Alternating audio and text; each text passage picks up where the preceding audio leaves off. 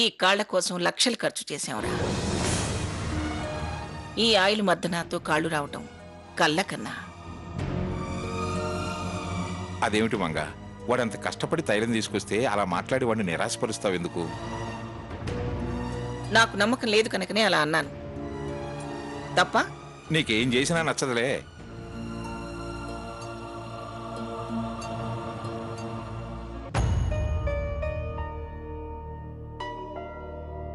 Granny, నీకు నమ్మకం లేకపోతే ఇది నాకిచ్చిన వారిని పిలిపించి క్లియర్గా దీని గురించి ఎక్స్ప్లెయిన్ చేయించనా? అసలెవరిచ్చారా నీకు? వాళ్ళు వాడారా, లేకపోతే తయారు చేసిన వాళ్ళు దీని గురించి చెప్పారా? కాదు, దీని విలువ తెలిసిన వాళ్ళు. ఎవరు? మొన్న కార్ యాక్సిడెంట్ అయితే ఇంటికి తీసుకొచ్చానే ఆవిడ. పిలవమంటావా గ్రానీ? వద్దులేరా, నువ్వు నమ్మకంగా తెచ్చావు, నాకు నమ్మకం కలిగిందిలే. పైడి పైడి. నో నో నో, పైడి రఫ్ గా మసాజ్ చేస్తుంది. పేషెన్స్ గా స్మూత్ గా మసాజ్ చేసే వాళ్ళు కావాలి. ఒక్క నిమిషం, నేను ఇప్పుడే సీతకు ఫోన్ చేసి రమ్మంటాను.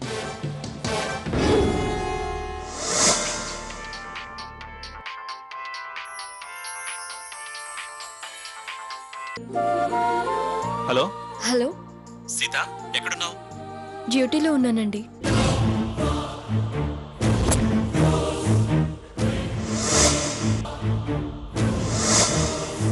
మూడు పూటలా రాయాలా? అవును. అలా ఎలా కుదురుతుందండి? నేను ఇక్కడ జాబ్ చేయాలి కదా. చూడు సీత, నీ జాబ్ కన్నా గ్రానీ వీల్ చైర్లోంచి లేచి నడవడం నాకు ముఖ్యం. అది కాదండి. నువ్వు ఇంకేం మాట్లాడకు, వెంటనే బయలుదేరా. వస్తుంది గ్రానీ.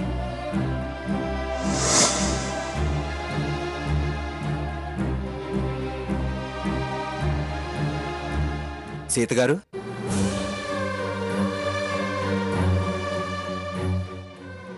కన్నీళ్లు తుడుచుకోగలమేమో కానీ బాధనంత తేలిగ్గా తుడిపేసుకోలేరు. నేనిప్పుడు మిమ్మల్ని ఏం టీచ్ చేయను, కానీ మ్యాటర్ ఏంటో చెప్పండి.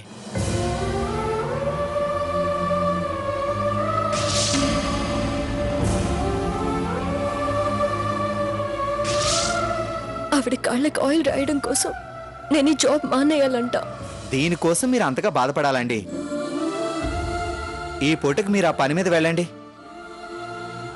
రేపటి నుంచి మీకు ఆ పని లేకుండా నేను చేస్తాను. ఎలా? ఏటీఎంలో డబ్బులు వచ్చినట్టు రఘురామ్ దగ్గర ఐడియాలు వస్తాయి. ఏం చేస్తానో ఎలా మాన్పిస్తానో మీకే అర్థమవుతుంది. హ్యాపీగా వెళ్ళి ఆ మసాజ్ పని చూడండి. నిజంగా మసాజ్ చేయడం తప్పుతుందా? ప్రామిస్ చేసి చెప్తున్నాను, నా మీద నమ్మకంతో వెళ్ళండి. సరదా కోసం ఏడిపించేవాడినే కానీ ఏడిస్తే చూడలేనండి. థ్యాంక్స్ అనకపోయినా అలా చూసినా నా నో థ్యాంక్స్ నో సారీ పాలసీకి నచ్చదు. వెళ్ళండి.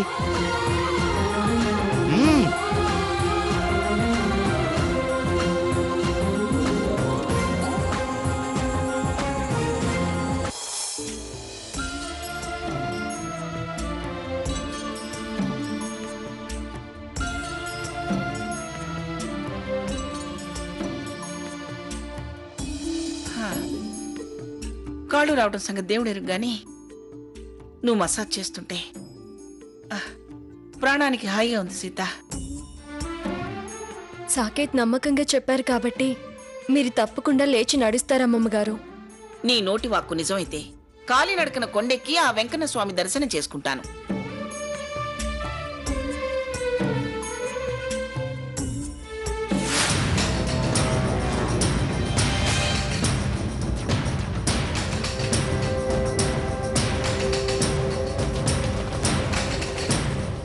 అమ్మమ్మగారు, ఆయిల్ అంతా ఇంకిపోయింది. నేను వెళ్ళి చేతులు కడుక్కొని వస్తాను.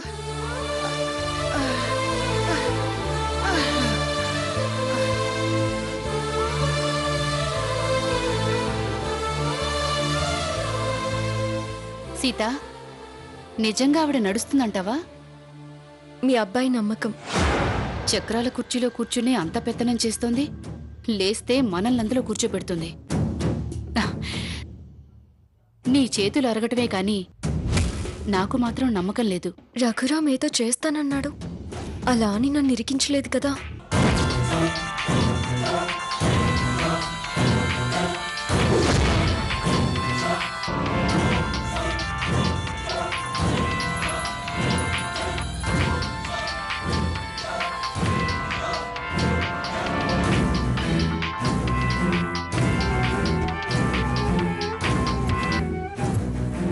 హలో, అమ్మా సీత, నీకిచ్చిన 10 రోజుల టైం అయిపోయింది. నేను ఇయ్యాల బయలుదేరుతున్నా. నేను ఊళ్ళోకి అడుగు పెట్టగానే నా పని అయిపోవాలి. పోయినసారి 5 లక్షలు చేతులు పెట్టినట్టు నేను గుమ్మంలోకి అడుగు పెట్టగానే 10 లక్షలు ఇవ్వలేదనుకో, అక్కడే ఇంటి ముందు నిలబడి ఏలం పాట మొదలు పెడతా. 10 లక్షలు పలికిన వెంటనే మీ చెంబు తెపాలా బయట పారేసి మిమ్మల్ని బజార్కి ఇటు చేస్తా. ఏయ్, ఎవడ్రా నువ్వు నా మనవరాలు బెదిరిస్తున్నావు? మనవరాలా? ఎవరు తల్లి తమరో?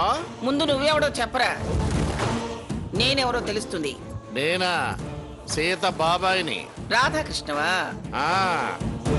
రేయ్, నేను మంగమ్మన్రా. అమ్మా తమరా, నమస్కారం అమ్మా. అదే గొంతు పోల్చుకోలేకపోయానమ్మా, క్షమించండి అమ్మా. ఏమిట్రా, ఏమిటి? 5 లక్షలు, 10 లక్షలు, చెంబులు, తెప్పాళాలు, బజారు. అది అబ్బా, ఆ? నీ ఇష్టం వచ్చినట్టు మాట్లాడుతున్నావేంటి? అది అది ఆ. అది అబ్బా, అది సాగ తీయకుండా విషయం చెప్పవయ్యా. నిజంగా మీకు తెలియదండి? తెలిస్తే అడగడానికి నాకేమైనా పిచ్చా ఏమిటి? అమ్మా, అసలు విషయం ఏంటంటే మా అబ్బాయికి మెడికల్ సీట్ వచ్చిందమ్మా. ఆడిని చదివించడానికి డబ్బు అవసరం పడింది. అందుకని నేను అన్నయ్య ఇంటికి 2 సార్లు వచ్చాను.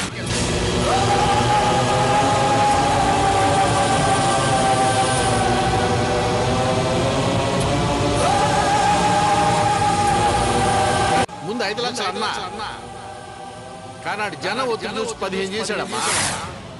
అదమ్మా విషయం. అందుకే వచ్చా. ఇవాళ అటో ఇటో తేలిపోవాల్సిందే. అసలు ఈ విషయాలన్నీ తమరితో నిశ్చితార్థం రోజునే చెబుదాం అనుకున్నానమ్మా, కానీ కుదరలా. ఏడ్చావులే గాని నువ్వు సీత వాళ్ళ ఇంటికి ఇక మీదట వెళ్ళటానికి వీల్లేదు. మరి నా డబ్బు, మా పిల్లోడు చదువు? నువ్వు నేరుగా మా ఇంటికి రానే మాట్లాడతాను. మాటలో వాయిదాలు రాజీలు కుదరవమ్మా. ఏయ్, చెప్పింది చెయ్యవయ్యా, సెటిల్ చేసి పంపిస్తాను. నా మాట కాదని అక్కడికి వెళ్ళావో నీ కొడుకు బతుకు ముందుకు సాగదు. నీ కాళ్ళు చేతులు తిన్నగా ఉండవు.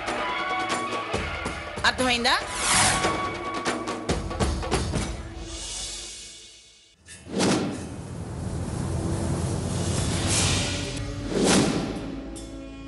యాండి యాండి, ఏంటి మంగా? 10 నిమిషాల్లో నేను చెప్పినట్టు చేయండి. ఏం చేయమంటావు? మీ జడ్జి తెలివంతా ఉపయోగించండి. తలకాయ ఉప్పడం కాదండి, వెళ్ళప్పని చూడండి.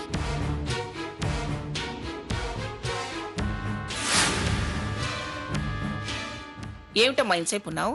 జిడ్డు త్వరగా వదలలేదా? అవును అమ్మమ్మగారు.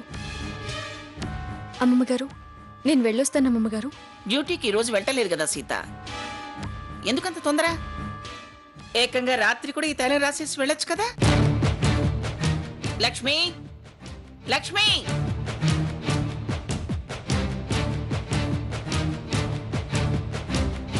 ఏంటత్తయ్యా? సీతకి ఓ మంచి కాఫీ తీసుకురా. అయ్యో, నాకొద్దు అమ్మమ్మగారు. సీత అలాగే అంటుంది కానీ నువ్వు వెళ్ళి తీసుకురా.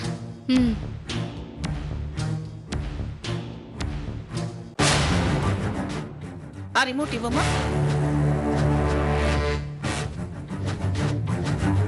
రేడియోలో మంచి ప్రోగ్రామ్ వస్తుందమ్మా ఇప్పుడు. నువ్వు కూర్చో.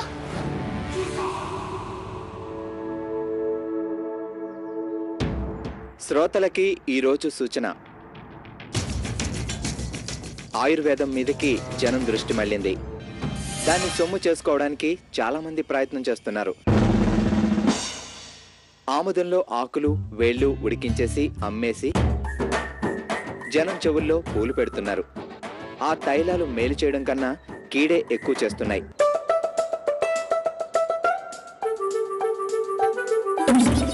కొందరికి చర్మ వ్యాధులు, మచ్చలు, రకరకాల అలెర్జీలు వస్తున్నాయి. సో జాగ్రత్త.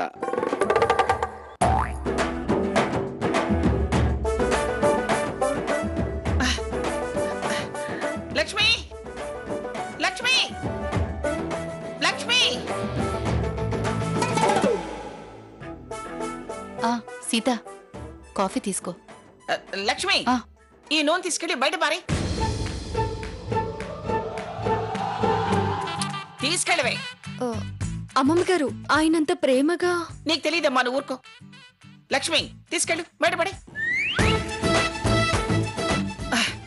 ఏం రోగాలు వస్తాయో ఏమో, గొప్ప తీసి.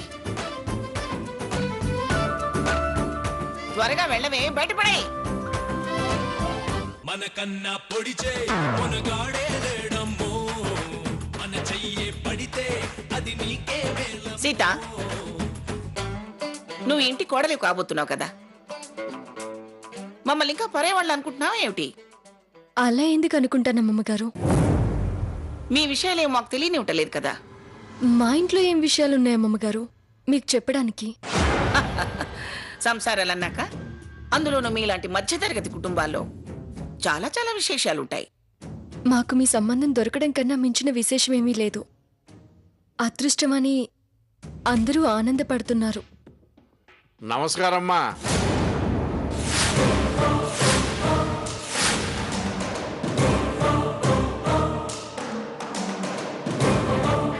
ఏమిటి అప్పుడే వచ్చేసావు? డబ్బులు ఇస్తా అన్నారుగా, కారు కట్టుకుని వచ్చేసా. ఓర్ నీ దుంపదేగా. ఏమిటి 5 లక్షలు చాలేదా నీకు? అవునండి. 5 ఇచ్చారు కాబట్టి 10 అడుగుతున్నావు, అవునా? అవునమ్మా. అడిగిన 5 ఇచ్చుండకపోతే అప్పుడే కాళ్ళబేరానికి దిగుండేవాడివేమో. అదేంటమ్మా, ఇందుకేనా ఇక్కడ పిలిచింది? ఇవ్వకపోతే ఏం చేస్తావయ్యా? మంగమ్మ గారు, ఏయ్, అడిగిన దానికి ముందు సమాధానం చెప్పవయ్యా. నాకున్న హక్కు ప్రకారం మా ఇంట్లో ఉన్న వాటా నేను అమ్ముకుంటున్నాను. తప్పే ఉందండి? అమ్మనివ్వకుండా అడ్డం తిరిగితే బజార్కి ఇడుస్తా.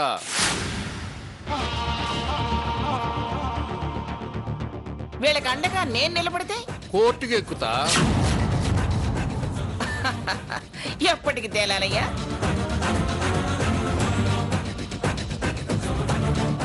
సుప్రీంకోర్టు దాకా లాగితే నీ మనవడు కూడా ముసలాడైపోతాడు.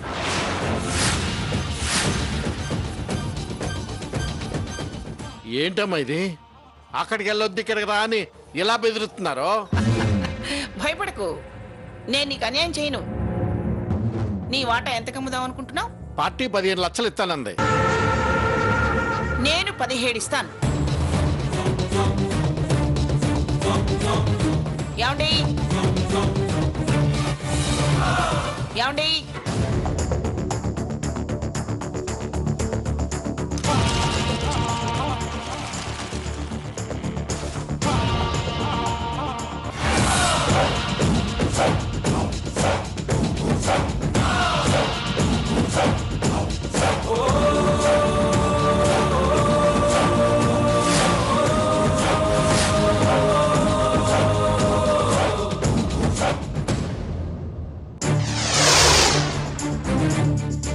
$12 లక్షలు, 10 లక్షలు ఇంటి కింద, 2 లక్షలు బంధుత్వాలు, ప్రేమలు, ఆపేక్షలు, ఆప్యాయతలు, ఇదివరకు ఇట్లాగా ఉండటానికయ్యా. ఆల్రెడీ 5 లక్షలు తీసుకున్నావు కదా. మీరు ఎలా చెబితే అలాగమ్మా. నన్ను కాదని వేరే వాళ్ళకి అమ్ముంటే 25 లక్షలు ఖర్చైనా సరే నిన్ను ఓడించేదాన్ని. డబ్బున్న వాళ్ళతో మంచిగా ఉంటేనే లాభం అని ఇప్పుడైనా తెలుసుకో.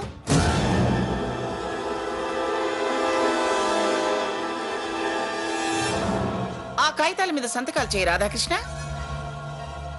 సీత పేరు నమ్మినట్టు రాయించాను. పిలిచినప్పుడు వచ్చి రిజిస్ట్రేషన్ చేయించెళ్ళు. అలాగేనమ్మా. వాటాల పోటీల నడుమన వేలాడుతుంటారు మనుషులు, వ్యాపారమే వావి వరసలుగా. వేలాల పాటౌలు విలువలు వేసారిపోతాయి మనసులు, ఏ పాటి స్నేహాలు కనబడక. రాగి పైసతోనే పేగు పాశమైన ఆస్తి ఆశతోనే అయిన వాళ్ళ ప్రేమ అడిగే వెలనే చెల్లించాలి అడుగడుగున. అంగడి సరుకైపోయే మమకారం, అమ్ముడు పొమ్మని తరిమే పరివారం, తీరని బేరం ఈ వ్యవహారం. వస్తానండి. సీతా వెళ్ళొస్తానమ్మా. కనికారం సీత, కనికాలం ఈ క్షణం నుంచి అది నీ ఇల్లు. కాలం చాలా. కలికాలం. నువ్వెక్కడో 5 లక్షలు అప్పు తెచ్చావన్నాడు. ఏమండి, తీసుకో సీత. తీసుకోమ్మా. మంగమ్మ గారికి కాబోయే మనవరాలికి ఆస్తులు లేకపోయినా పర్వాలేదు గాని అప్పులుండకూడదు. తీసుకో సీత. ఇక ఇల్లు నీ సొంతం. నిన్నెవరూ బెదిరించలేరు. నువ్వసలు భయపడాల్సిన పనే లేదు. తీసుకోమ్మా. తీసుకోమ్మా. ఇవ్వండి.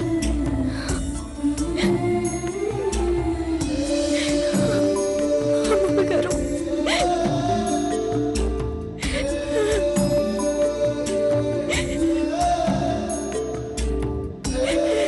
కసికాలం అయిపోయావు సీత.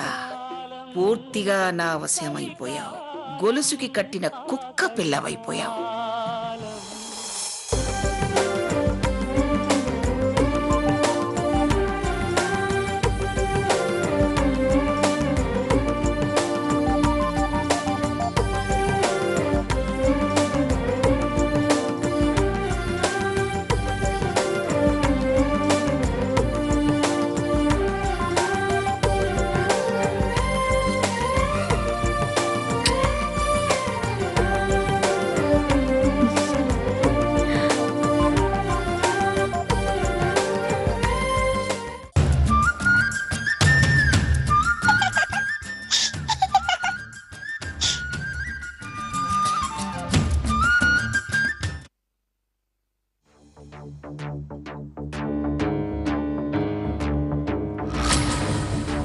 సావిత్రి వాళ్ళు వచ్చినట్టున్నారు.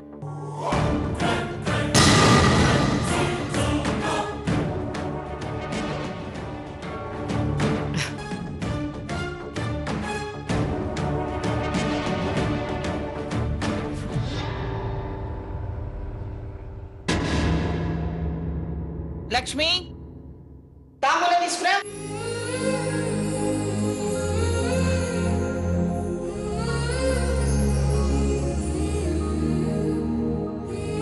ఇవ్వు.